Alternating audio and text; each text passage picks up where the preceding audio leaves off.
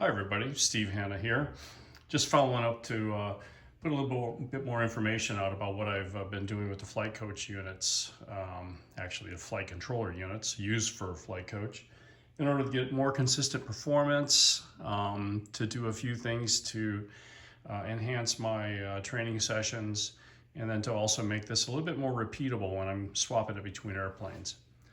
So the first thing is, it's really important that you have a solid disciplined approach for installing the flight coach module into your airplane, and then how you use it, making sure that you've got things leveled up and calibrated before you go fly, making sure that you've got a GPS lock before you take off. We've all seen the dreaded jagged lines and skips and things, and quite often that's because you don't really have a good GPS signal. Anyway, first thing that I felt that was really necessary is you've really got to have a good set of hardware. There's really nothing wrong with the older generation of tracker modules that are out there. They use an older generation of microprocessor, the STMicro F405, which is okay. But if you look at what's on the market now, much higher performance units are available based on the ST H743 processor. These boards have got higher data rates. They have flash memory on board that supports the ability to run scripts, which I'll get to in a minute. And they also support a little bit higher data communications to the GPS antenna. So what I wanted to do was to be able to incorporate the flight control hardware into a good enclosure that I could reliably and consistently swap between my airframes.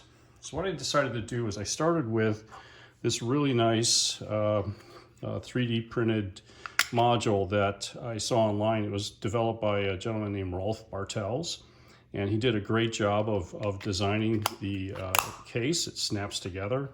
So I took this as the starting point and I modified it. So I made it such that it accommodates a newer generation GPS antenna. The mounting patterns fit the H743 board. It's got a cutout in there that allows me to get my cables in and out, etc. As I'll show in a minute, it's got some strain relief posts that I put in there. But overall, the whole thing snaps together and you don't need to screw anything together. Easy access to everything. To be able to reliably put this in the aircraft, what I decided to do was inspired by some posts that I had seen. I can't recall who exactly it was, but I think it was out of the UK, where the guy had made a module that you could actually clip. You could clip your flight controller module into it. So what I decided to do, I 3D printed an enclosure. It actually fits together, and I CA glue it together. But the flight module will actually slide in, and you can hear it clip.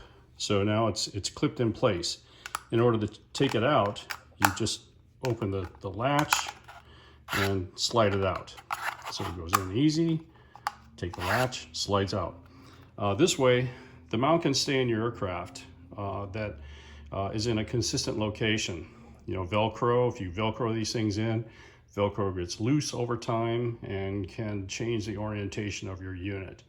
So what I do is I take the time, I mount the unit in the aircraft. I put these little side rails. I use 2.5 millimeter carbon rod as the basis, and then level this up in the airplane, install it, and now my unit is always in the same place every time I fly. I'll get to a little bit later about how I take the time to make sure that is really level in the airplane, so I don't always have to recalibrate it when I put the module back in. So a bit more on the hardware. You can see what I've got here is the Matek-Sys H743, also Matek GPS module with compass. This is a u-blox M10Q, which is a really high performance unit.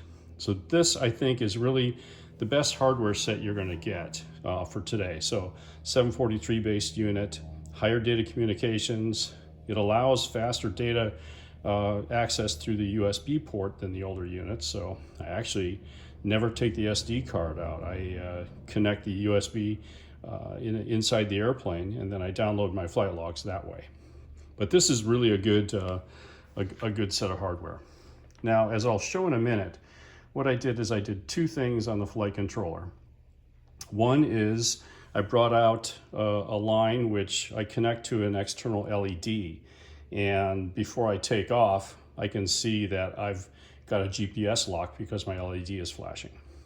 The other thing which I'm bringing out is an indicator of whether or not I've calculated that my wings are level. So I'm using a software script running on the board, and it's computing my wings attitude. And if I deviate beyond a set parameter, say 3 degrees, 5 degrees, 7 degrees, whatever I set it to, I'll actually send a signal through telemetry channel on my radio, and I can get alerted that way. I'll show a bit more on that later. But that's a really handy training feature. Obviously, totally illegal for competition flying.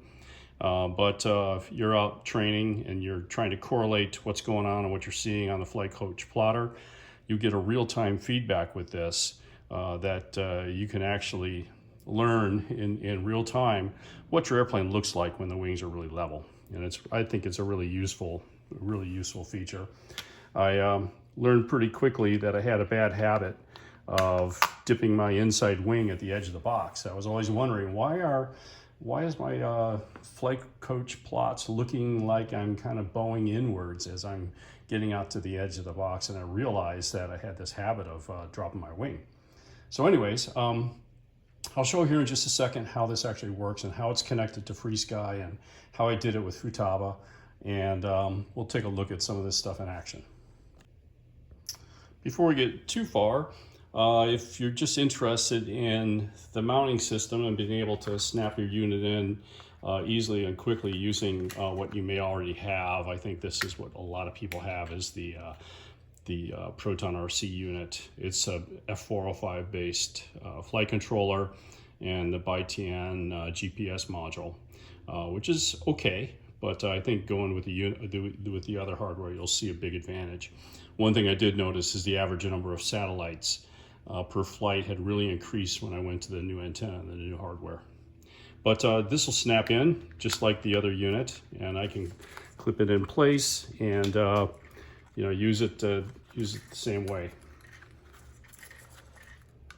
And just slide it in, and off you go. Now this cable, I think a lot of you are familiar with. If you don't want to download from USB, you can use a USB SD card extender and then remotely locate this so you can pull your SD card out. Either way is fine.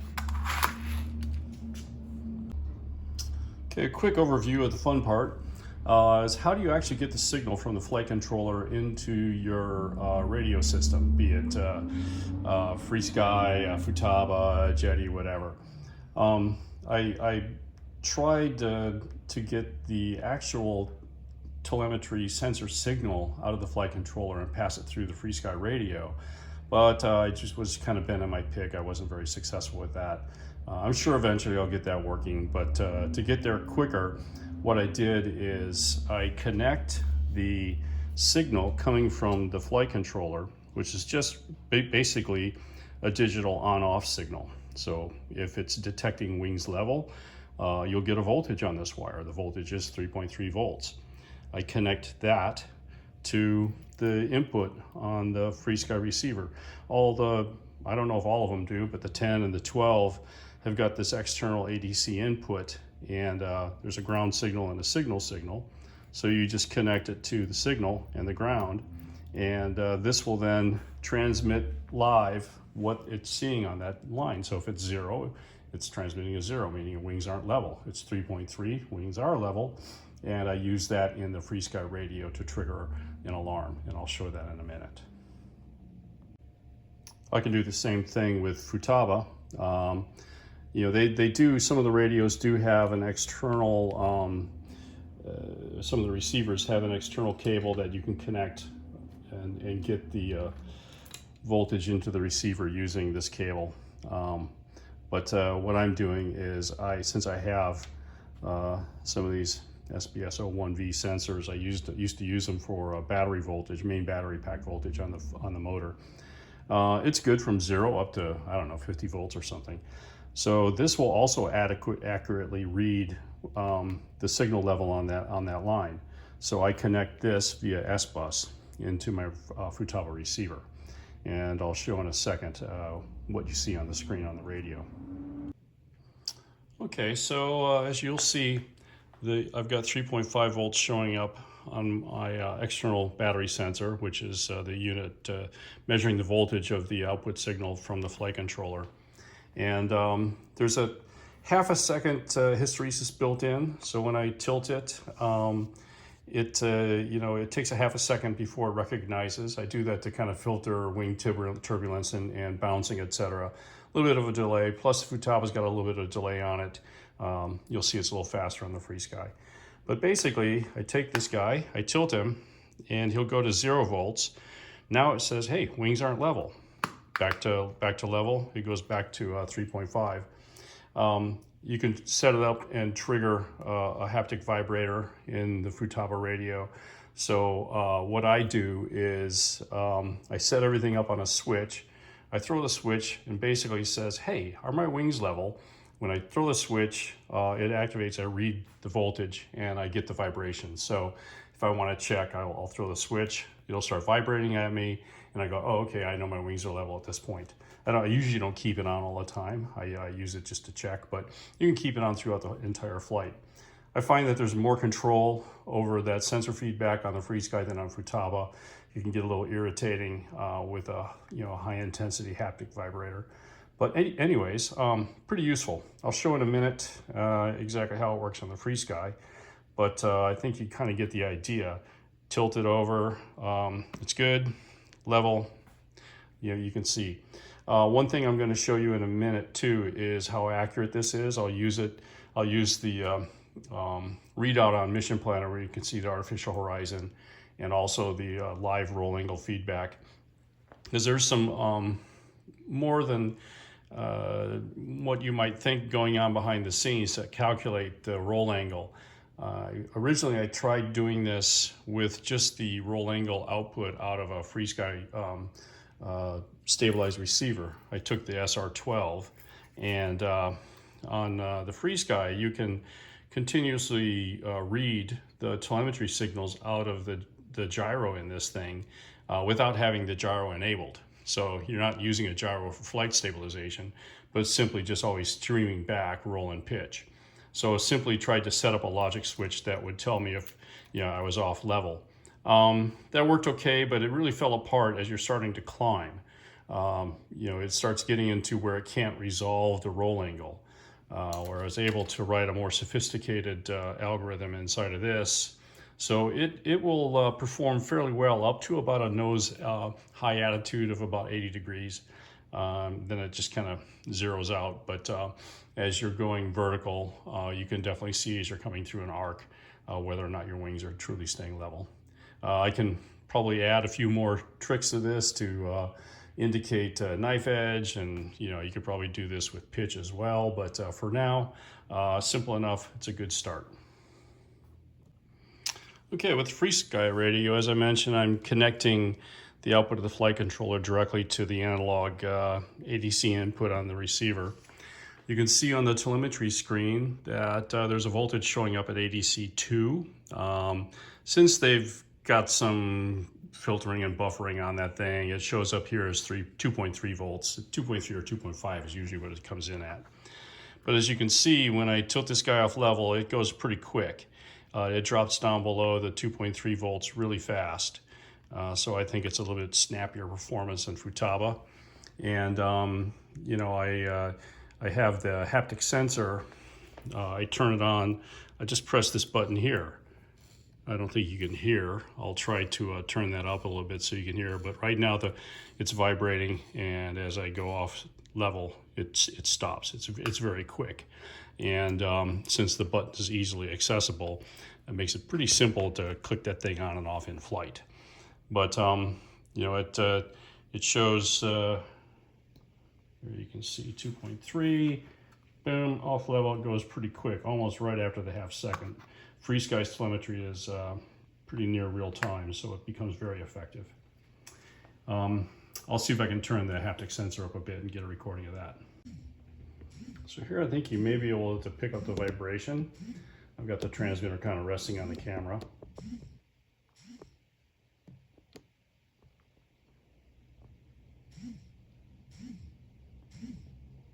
And there it is. So what I have in the FrSky radio is I have a logic switch that's set up to really be my wings level logic switch. I just set the value A greater than X. The source A is ADC2. I put my threshold at 2 volts. Active condition is that switch on the back, and then it'll trigger. So now you can see it. It's there. Go off level. It's stopped. Then to control the haptics, go to a special function, and I am right there. Action is the haptic enabled. Active condition is my logic switch wing level. And I set the strength up. I'm going to turn it down because that's kind of annoying. I'm just going to put it back to default. And I repeat it 1 second. So anyways, that's pretty straightforward, pretty easy to set up in the FrSky radio. And I've only flight tested this a few times. And as I mentioned, I gave you some pretty good feedback right away. But I think since a lot of people struggle with wings level, it's probably the most common error that I see as a judge. I think maybe starting to use this process would help. So that all being shown how this is possible, it's really super important that your reference is correct. I mean, it's wings level with respect to what? So leveling your aircraft up, getting your flight controller installed in the same way every time, making sure it doesn't move around, Velcro gets old. So that's why I think it's ultra important to make sure you've got this thing securely mounted. As I mentioned, it just snaps in place very easily. And now I know when this, I anchor everything down obviously, but when it's in the airplane, it's not going anywhere and it's going to give me the same ratings. One of the things that I decided to do to make this setup a little easier was a couple things. First, you really got to level out the aircraft, and I'm going to show you in a minute some of the tools that I use to quickly determine, I'm level, and then how I make sure I get the module in the aircraft in a level state, so that it's not going to move around, and I know when I put the module in, it's square. So basically, on BJ Craft airplanes, he gives you this simple little jig. I made a 3D printed thing that I slide on top of it, that I then use the ultra handy WIT 9011 Bluetooth level. So I use this to kind of give me a quick read. Is my aircraft level in pitch.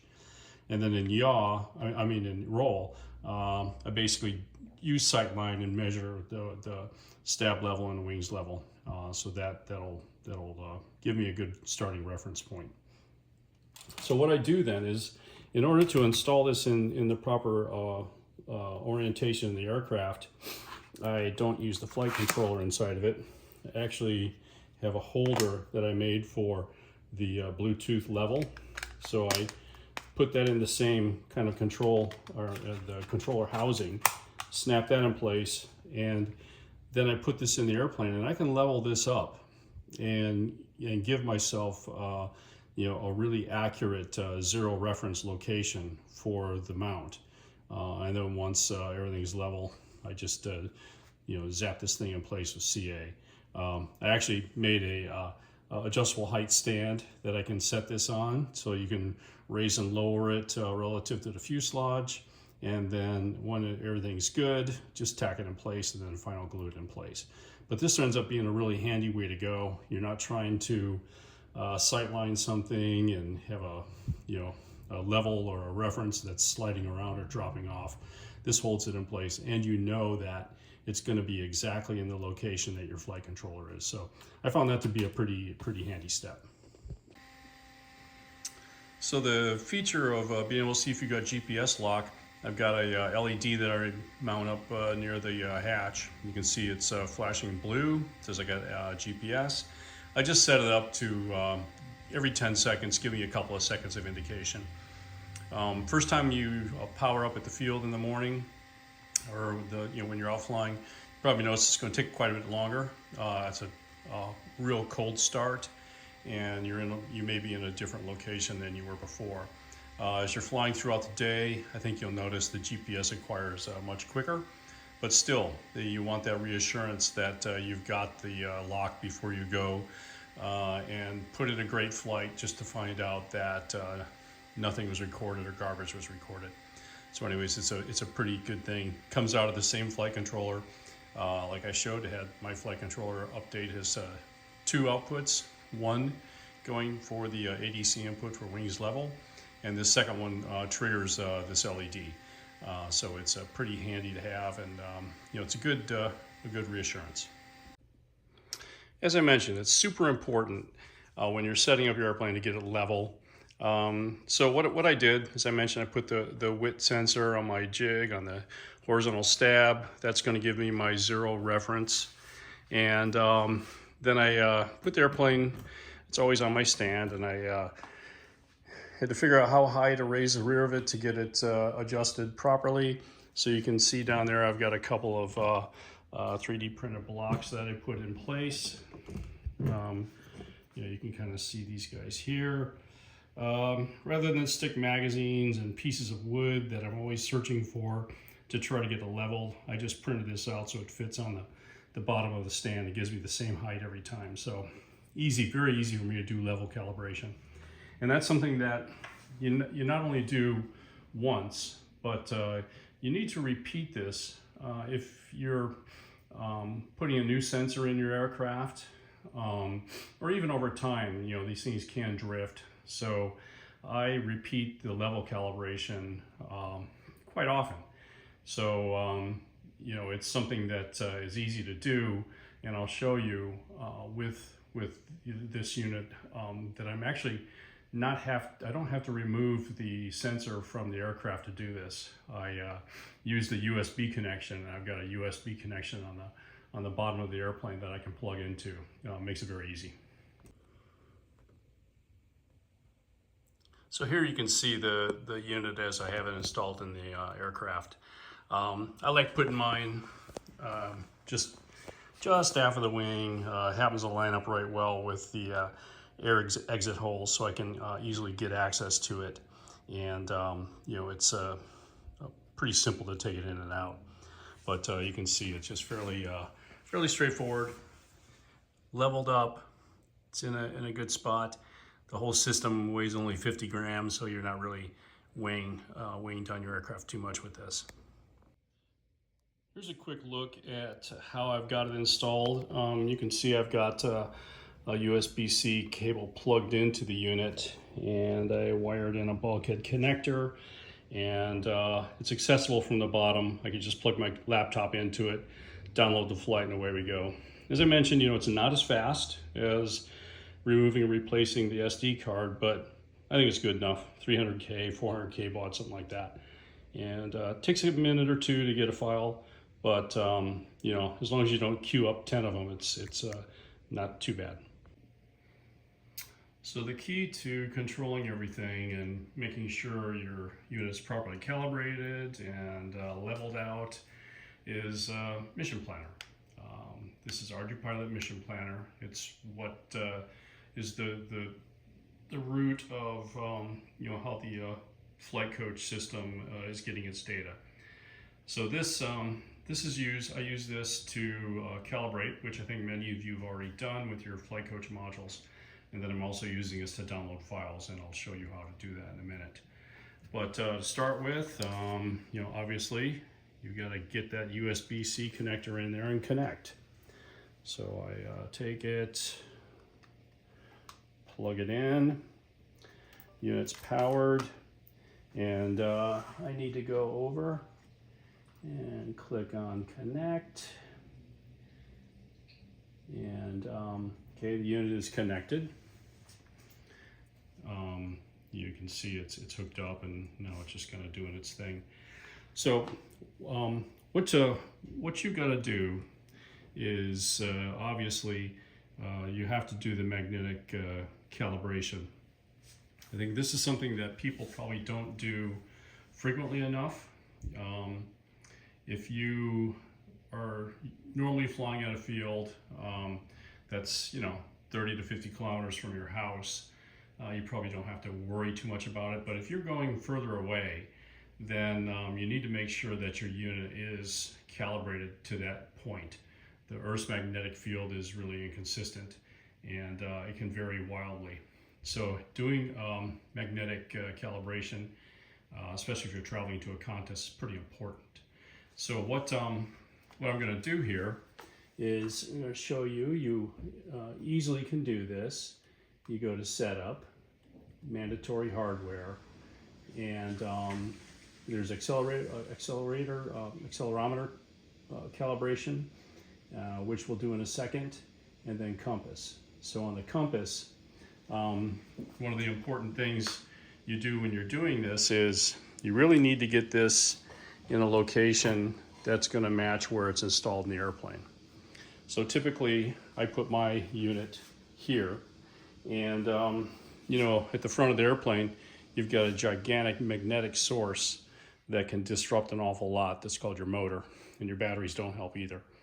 So what I try to do is when I execute the magnetic calibration, I've got a long cable, I either hold it right next to where I'm going to be installing it, or I actually put it up inside, and then I do the twisting and turning that you need to do to get through the calibration. So when you do the calibration, you got to rotate it in each axis multiple times, and you'll see the green bar fill in here. So let's just do that. Let's start. And what I do then is rotate it around. You can see the green bar filling in, rotate it around each axis, and then you can unwind it a little bit, yaw, pitch, roll, everything. As you keep turning it, it's filling in the dots, and it figures out that it's calibrated. So I had it pretty close to where my airplane is, but a lot of times, like I said, I'll do this whole thing with the thing sitting inside the fuselage. Some people will actually twirl their airplane around, and that's kind of a pain. So it's calibrated, ready to go.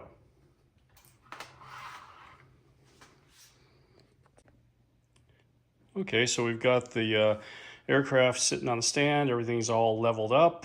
I got the USB connected. It's connected to Mavlink onto the mission planner. So now what we're going to do is we're going to do some calibration. Let's get this guy set up so you can see it. Okay, so you'll notice that, on accelerometer calibration, there's actually 3 buttons you can press. The top one you really only need to do once. That's calibrating the system so it knows which side's up, and then also what level looks like from a 0 reference point. So that basically gives the flight controller its initial bearings, if you will. But it doesn't really help you when you get it in the aircraft, because you can have some slight imperfections in what level is. So once you get your unit installed in your airplane, then you come over and you come to this button that says Calibrate Level. Click it, wait a second, and it says completed. That's all it takes. It's like I said, anytime you remove and replace your flight controller, even if you're using the hard-mounted system that I have, it's still a good idea just to hook it up and push the button. Like I said, it takes 10 seconds. And that's really all there is to it. Now it's calibrated to what you say your aircraft level is. And I did that. I've got the aircraft leveled in the stand, so I know when this thing is detecting wings level, it's detecting a level to my reference point, which is the floor of my shop, at 0 basically. So it's pitch and rolls neutralized. Anyway, so I think that's something that really needs to be done anytime you swap a module, and just frequently just do it anyways, because like I said, they can drift over time. And once again, just to reiterate, that compass calibration you should really do if you're recording flights at a field that is far away from your home. And typically you go to a contest, first thing you do when you set up is you should really calibrate your sensor. I think there's a really good post by Artur that on the Flight Coach Facebook page, I think it was around February, where he talked about the importance of calibration for wings level, because Flight Coach is really sensitive to wings level, something that you really need to pay attention to. And he was actually making reference to that there's, if you guys are an Android phone user, there's an app called Q Control that you could run for your phone. And you can actually connect your phone to your aircraft and do this without having to use a laptop. So that's pretty handy. I'll play with that in a little later and see if I can get it working. Anyways, so that's the keys on calibration. So you've seen that it's not too hard to do this. Put it in, do it religiously, and you'll thank yourself. Okay, so we're going to do a little bench test here so you can see what's going on. This is connected to Mission Planner, and this is the data screen. So in the upper left-hand corner, you can see the artificial horizon. Notice down here, 3D fix, that's Mission Planner sees the unit and says, okay, yeah, we got a 3D fix. I'm using that parameter inside the flight controller to determine that we've got a good GPS lock. So you can see as I roll the unit, you can see the artificial horizon changing. So it's you know, giving you a kind of a real-time feedback of what's going on. Now to see what's really happening, I'm going to click on the messages screen, and I think you can see here, you see the message. It's giving me roll and pitch. Those I'm using in my connections. There you just saw the GPS indicator go on. So basically, if I roll, right now, roll is, I'm touching the unit, so roll is half a degree or so, and I have my threshold, I think, set to 7, but right now, level is yes. And so now as I roll, boom, level no. Come back down, yes. Back up, no, whoop. But now, I'm going to take it, and I think you can maybe see, I'm going to start rolling it on an angle, and you can see that it's still triggering when I give it a roll and I'm starting to climb. So as we start going up, I'm going to roll it a bit. Nope, not level. Yes, I'm level. Let's get a little bit more nose up. Start to roll. Nope, not there. Now I'm well past 45 degrees, and I'm going to roll. Nope, not in there. So you can see now pitch is up to 50 degrees and not level. And I'm going to get this guy up 70 degrees, still picking it up. So you can see it's pretty good as you exceed horizontal. So it's a pretty useful. So that level equal yes or level equal no corresponds exactly to the signal that's coming out of this thing, and that's what I'm picking up on the receiver. So I hope this helps to kind of convey what's going on. There's a ton more I can talk about. We can get into more specifics about how this Lua script actually works in here. Probably something I should make note of. Let me zoom out. Okay, so inside, let's just disconnect. Inside the flight controller, you've got your SD card, and you know, that's where you typically are recording your flight logs. The 743 flight controllers have the ability to run a script. And what I've done is I've loaded a Lua script onto that SD card, which has all the algorithms to determine whether or not I got a GPS lock, as well as the flight attitude algorithms. So this script executes on this SD card, and that's how I do it. Now, you know, you might be saying, hey, someone could cheat with this. Well, yeah, if they really wanted to, they could, but I think that's, as we start going forward into how to run competitions with flight controllers, it's really important to set some parameters. You know, number one, you know, the Qantas CDs probably should be the ones providing the SD cards that go inside the unit. That way they can be verified not to have any script on them. The other thing, which I think probably should be enforced too, is that the only connection to the flight controller should be power. For a long time, I was running power only from my motor batteries with no power connection to the receiver system. And that's probably also another good way to do it. But these 743 flight controllers, I think you've all heard the reports of people flying complete pattern with their aircraft. This thing is completely capable of doing that. So great tool. I think as long as we enforce some rules and regulations around how to use these in competition, then we can really do that without too much worry about people doing something that they really shouldn't. But as far as a training tool, you can do whatever you want, and I think it's a real powerful way to verify that when you're level, you really are, and burning that image in your brain so you know what your airplane looks like when it's actually in a level attitude. And I'll tell you what, I think I mentioned this before, but it's probably the number one thing I see leading to downgrades for most of the pilots. They'll come in, inside wing will be low, they'll start to execute a loop. Guess what happens? It's going to start corkscrewing in towards you, and or outside wing low, and it's going to go away. And I think I see that so many times that lots of points are given up because you're not entering a maneuver at level, flat, and square. So hope this helps, and let me know if you got any questions. I'd be happy to describe more. I can make some of this available. I haven't decided yet exactly how far I'm going to take this, but I do have STL files. The wiring of this thing is a little bit of a pain because the connectors are so small and the solder pads are tiny, but it's doable. So give me your feedback. If it's positive, I may look into making this more available.